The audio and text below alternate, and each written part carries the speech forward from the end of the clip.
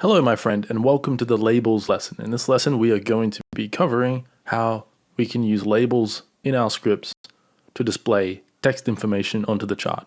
Now before we start the lesson, let me show you a really cool practical use case for labels that I use in one of my scripts. So if I throw on my ultimate pullback indicator script here, and this will look better on a Forex market since this indicator is designed more for Forex. If we go out to a 1 hour chart here you can see that I'm using labels to draw my stop loss size. So on this trade right here, we have a 28 pip stop loss from our entry to our stop loss price. This makes it really easy to enter this information into a spreadsheet when backtesting or into the trade panel when you're trading. If I hover my mouse over the label, you can see that it also has a tooltip that tells me the exact stop loss price, the exact take profit price, and the exact pip distance of the stop loss on that little tooltip there. And if I move over a bit here is an example of a losing trade that got stopped out, 38 pip stop. If I hover over that label, we get how many bars I was in the trade for, what my max favorable excursion was, which means how far did price move into our favor before it reversed and stopped us out. That is sometimes a useful metric to track in your trading because it can indicate that maybe your stops are too wide or too tight on average. Once you complete your testing, you can see how close price gets to your take profit. Maybe you need to reduce your take profit slightly, the distance of your take profit, in order to optimize the strategy. And that percentage amount there is the percentage that price went into our favor. So it went 33% towards our take profit before rolling over and stopping us out. And then if I hover over this winning trade here, you can see we were in the trade for 2 bars and we had a max adverse excursion of 1.4 pips or 8%.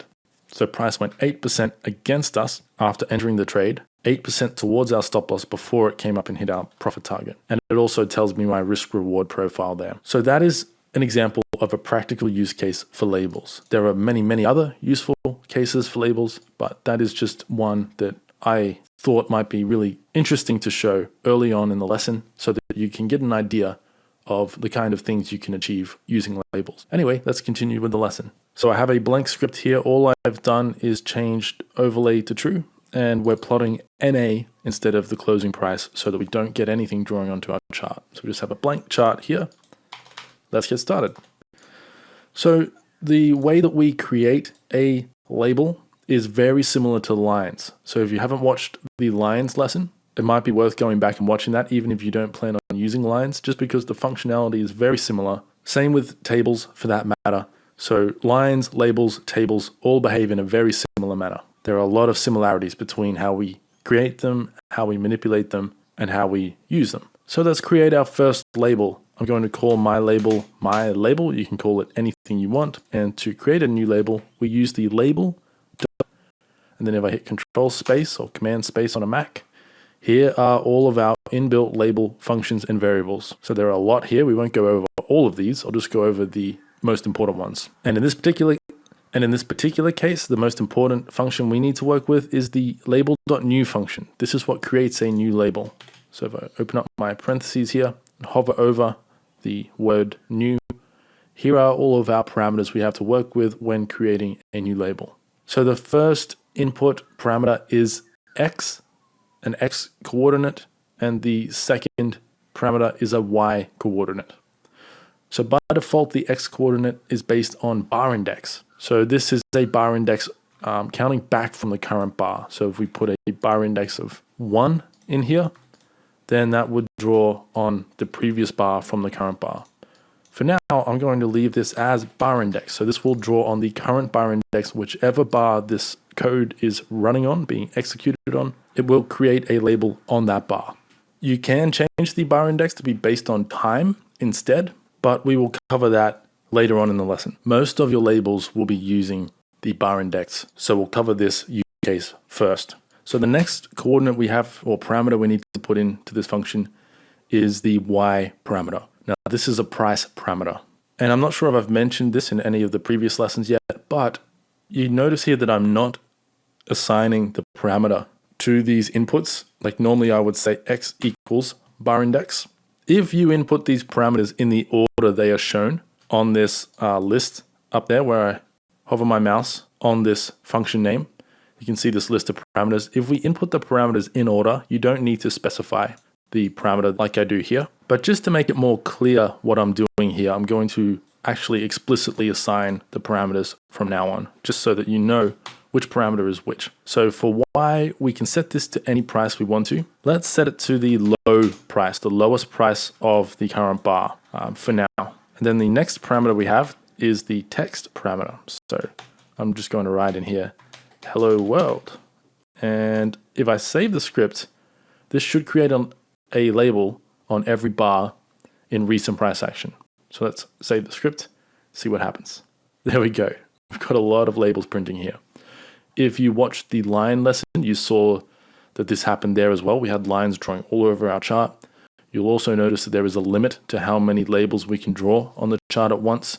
So we're drawing a label on every single bar on our chart all the way up to here, where we hit the label limit. So if I count how many bars that is, we have about 52 labels is the maximum amount of labels we can draw onto the chart at once. So there are all kinds of ways that we could make it so that the label only displays on the most recent bar. One way would be to do it like this. I could say bar state dot is last question mark. If so, if bar state is the last bar on our chart, if this is true, then we set my label to label.new. Otherwise, we set it to NA. Now, if I save the script, we will only be getting the label on the last bar. Another way we can achieve this, if I get rid of this conditional statement, is we can use the label.delete function. So this is the technique I showed you in the lines lesson. And this delete function takes a label ID. In this case, that is this variable name here. So if I write in my label and I save the script, we will be getting no labels drawing onto the chart because we are creating a label and then immediately deleting it on every bar that this script runs on. If we only want to delete the previous bar's label and leave the current bar's label, we can put in the historical operator here, 1 in square brackets. Now if I save the script, we will be getting a label drawing on the last bar of our chart. So that's the basic fundamentals of creating labels. Let's go into a little bit more detail about some of these other parameters and functions we have to work with when dealing with labels. The first thing I want to note is, let's say we wanted to add a price value to this label. Let's say we want to display the current closing price on this label. If I just write in close here and save the script, we will get an error because you cannot combine a string with a number in PyScript. This is a string data type and this is a number data type. The two are not compatible with each other. So if you want to display a number in your string, in any string in PyScript for that matter, not just labels, but anytime you are combining a number with a string, we need to use the str.toString function. So str is short for string, and this is the string namespace or library, inbuilt library that contains all of the functions that PyScript have for dealing with strings. So if I type in str.control space, there are a bunch of string functions that we have to work with here. Now we won't go over all of these in this lesson because it's outside the scope of this lesson. All we need to do in this lesson is convert this closing price to a string. I need to close off that outer parentheses here. And now when I save the script, we'll get no error and we'll be getting the current closing price drawing onto our label in real time. So we'll update as price changes. So now, let's look at some of these other parameters. The first two that we have to deal with, other than the three we've used here, is xlock and ylock. So xlock, if I type in this parameter and start assigning it, if you type in xlock and then dot control space or command space, these are the two options we have to deal with. By default, this variable parameter, this function parameter is set to bar index. So we are drawing the label based on the bar index, so the bar number, the bar location. If we set this to xlock.barTime, now we are dealing with time instead. So now if I change this variable to time and save the script, let's see what happens. So now we are drawing this label on this bar and we are drawing it on the low. Now this time value is in milliseconds and it's a timestamp on the current bar in Unix time. So what that means is if we want to move this label, we're on the 4-hour chart here. Let's go down to a 1-minute chart because that will make this easier to see. And I'll bring this to the front so we can see the label clearly. If I subtract from our current bar's time value 60 times 1000, that gives us 1 minute. And then if I multiply that by 5 and I close that parentheses off, now when I save the script, this label should be drawing 5 minutes in the past, as you can see there. So we're now drawing 5 bars back. So this is in milliseconds time. So we've got 60 milliseconds times 1000 gives us 1 minute. And then timesing that, multiplying that by 5 gives us 5 minutes. We could also plus that time value on here. And now the label will be drawing 5 minutes into the future. There is a limit to how far forward you can plot your labels. For example, let's set this back to bar index by just getting rid of this parameter here. So now we're back to dealing with the default X location of bar index. I can also offset this label drawing using an offset number. So if I wanted to draw this 5 bars in the future without using the time version of this label function, I could just write 5 here. Now when I save the script, the label will still be drawing right there where it is. If I add 15, we'll now be drawing 15 bars into the future. Now that's it for our X lock or X location parameter. Let's look at our Y location options. If I type in here Y lock equals Y lock dot control space, here we have a few options to deal with. Now this function by default uses the price Y lock. If I set this to above bar and I save the code, now we're basically ignoring this Y variable parameter and we're just drawing the label above the current bar. So if I open up the documentation to this function by holding down Control or Command on a Mac and clicking on this new function name, if I scroll down here, it says here Y, the Y variable of this function is only taken into account if ylock equals ylock.price.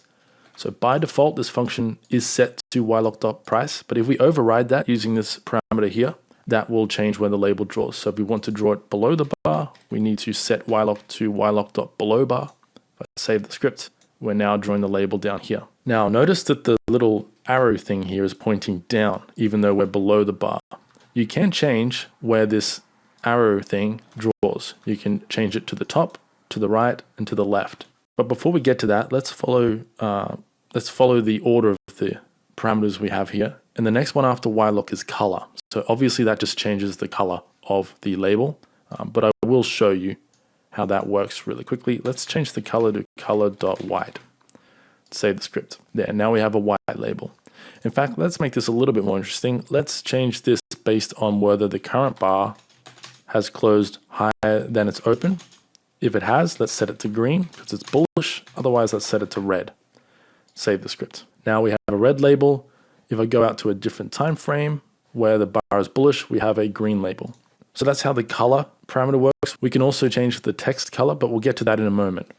Let's first change the style of this label. And before I do that, because this line of code is getting so long, I'm going to move this code onto multiple lines. I'm going to wrap this code.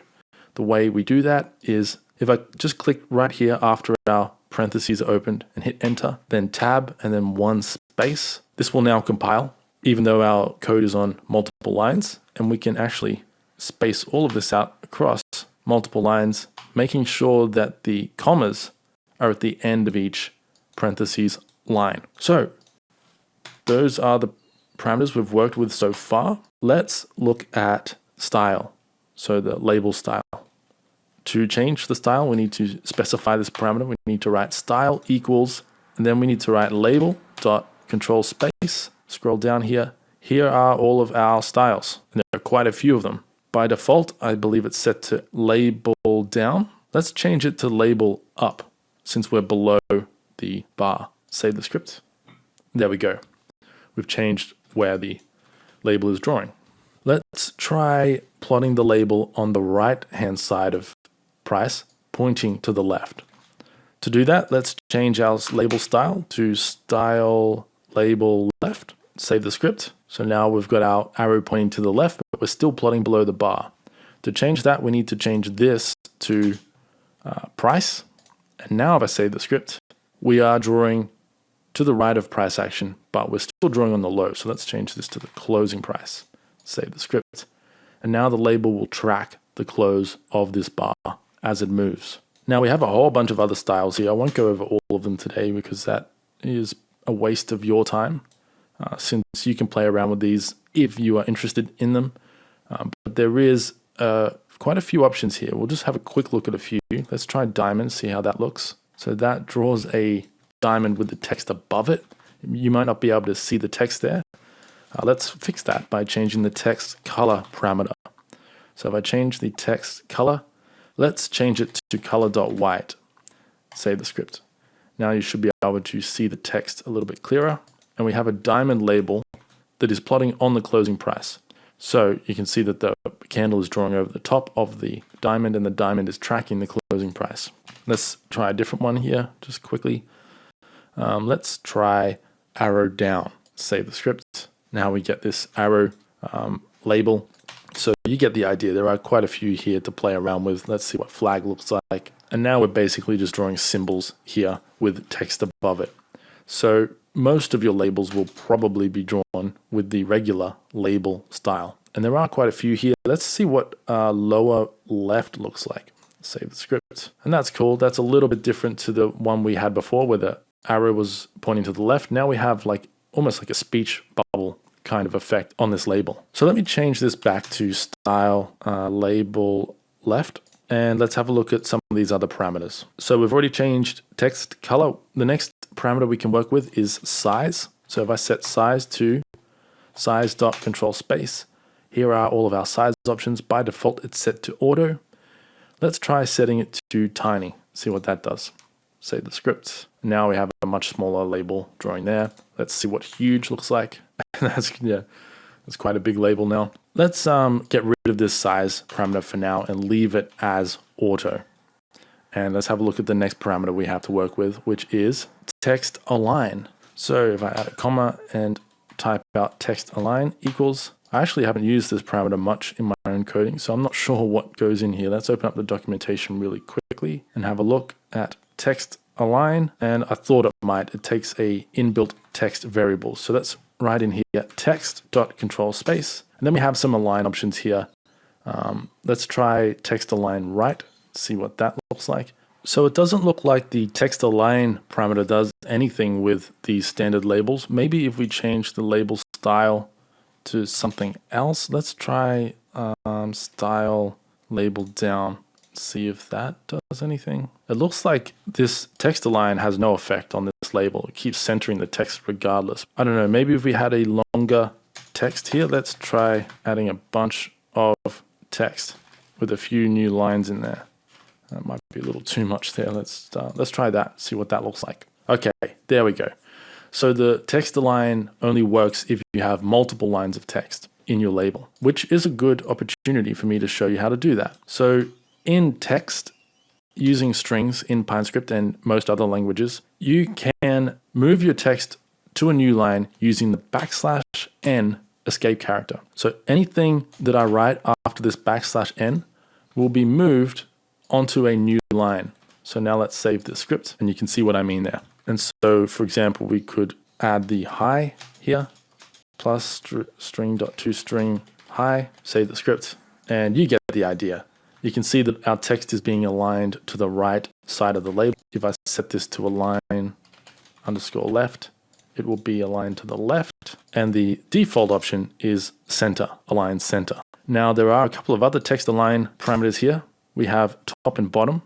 I'm not sure what these are for, but they're not for labels, because if we use bottom and save the script, we get an error. The script does not compile. See this little error warning sign up here? It says unknown text align value. We get the same thing if we type in text align top. So you cannot use top and bottom text align with labels. It must be for a different drawing tool that we'll cover in a different lesson. So the only options we have when working with labels is center, left, and right. So I'm going to leave mine as center the default for now. And let's look at the final parameter we have to work with, which is the tooltip parameter. So this is used for creating a tooltip that pops up when you hover your mouse over the label. So if I write in here, surprise, and I save the script, now when we hover our mouse over this label, we will get a surprise. And this tooltip, we can't format the color of it or anything like that, but this tooltip can be used for displaying helpful information that you don't want to clutter your chart with, but that you might want to know when hovering over this bar. For example, we could get an indicator value. So let's get the current ATR. ATR equals ta.atr. We'll just use the default 14 length period. And let's paste this into our tooltip. So we can say here, current ATR is plus str.toString, and then paste in the ATR value, save the script. Now when I hover my mouse over this label, we get a tooltip with the current ATR.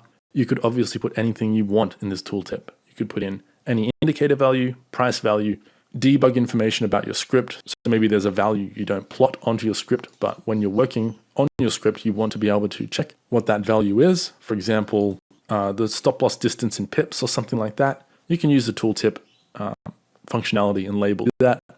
I like to use it to just display extra helpful information to users of my script about whatever trading setup has been detected or whatever trading setup has been exited. Anyway, that about sums up the label function, at least the label.new function. There are a bunch of other label functions here that we'll just briefly go over. You can change all of these values, these parameters, in real time using the label.control space set functions. So we have set color, set size, set style. You can also get information from the label if you need to. But you can set the size, style, text, text align, text color, tooltip, everything. You can even change the location of the label if you need to. And the way these functions work, I'll just show you one of them. Let's just do the set color one. If I type in here label.setColor, whoops, needs an underscore there. Label.setColor, we need to pass in the label ID, which is whatever variable name you created when you created your label. In this case, that's my label. And then we need to pass in a color. So for this, let's just say if the current bar's low is lower than the previous bar's low, then we want to set it to color.purple. Otherwise, if the current bar's high is greater than the previous high, let's set it to color. What can we do here? Let's just do blue. Otherwise, if neither of these are true, then leave the color alone. Let's see what that does. Let's save the script. There we go. We now have a purple label color because the current bar's low is lower than the previous bar's low. Let's change timeframes here and see if we can get a different value. So here is a bar where the low is neither lower than the previous bar nor higher than the previous bar. Well, that just changed right then. Let's go out another time frame here. The 4-hour bar here is technically an inside bar. So its low is neither lower than the previous bar and its high is not higher than the previous bar. And so we are changing the label color to NA or nothing. And then we get a blank label here with just our text on it. So that is one way to get rid of the background color of your label and just have text drawing straight onto your chart. Now, if you wanted to change this back to the color of bullish or bearish based on this value here, what we would need to do here is cut this code out and create a new variable here. We'll call this my label color, and I'll assign it to this line of code here. Then I can paste my label color into the color parameter and paste it over our NA value. And now if the current bar's low is lower than the previous bar, the label will turn purple. If it's higher than the previous bar, it will turn blue. And if it is an inside bar and it's neither of these two, then it will revert to the bullish bearish color that we use in our label.new function. So let me save the script and this label should turn red. There we go. So those are just some ideas to play around with when you start working with labels. There are a bunch of other functions here that we won't go over because they should be pretty self-explanatory. If you want to change any of these, it's the same method here. So for example, if you want to set the size, you need to pass in your label ID and then a size value. So if I want to override the current label's size, I can do so using this function here. Let's say the script will get a tiny label. And So you can change your labels on the fly based on market conditions, based on essentially any condition. You can also put these into if statements, which we will cover in future lessons. But for example, we could say if siminfo.control space. This will give us a bunch of symbol info options. Let's change it to siminfo.type equals crypto. I think it has to be lowercase. And then if I tab these lines indent these lines, save the script, this should compile. You can see that our label is being overwritten to tiny, and the label should be changing color based on whether the bar is an inside bar or not. So this bar is higher than the previous bar at the moment, and so it's changed to blue. This is all happening within the scope of this if statement, which is saying if the current market type is crypto, do this. If we change the market to a Forex market, for example, now our label is just staying as the default label that we created, because this code here never gets executed because we are not on a crypto market. So I'm jumping ahead of myself a little bit here. We haven't covered if statements yet, but we will very soon in the course. I'm just giving you a bit of insight into how these functions work, why they exist. Basically, we can use conditions to tell PineScript when to execute these functions and change how our labels display. This also works for lines and tables. We'll cover tables in the next lesson. So I hope you found this interesting. If you did, stick around because we are just getting started. All of this information I've been teaching you in this section of the course, we will soon be using to build practical indicators and scripts. So with all that said, take care, and I will speak with you in the next lesson.